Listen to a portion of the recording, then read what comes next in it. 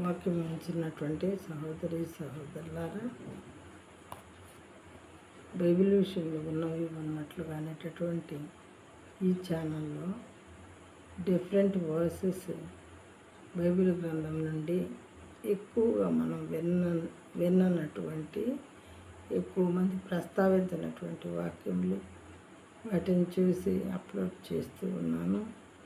ఎందుకంటే దీని గురించి తెలియని సహోదరులందరూ కూడా బైబిల్ గ్రంథంలో ఏమున్నది తెలుసుకోవాలనేటటువంటి ఆశతో ఈ పని చేస్తూ ఉండగా, దయచేసి ఈ ఛానల్లో వాక్యముల గురించిన మీరందరూ కూడా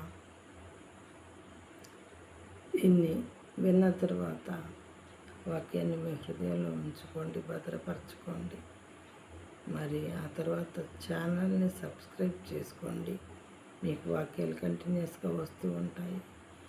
వాక్యాలు మీకు నచ్చితే లైక్ చేయండి.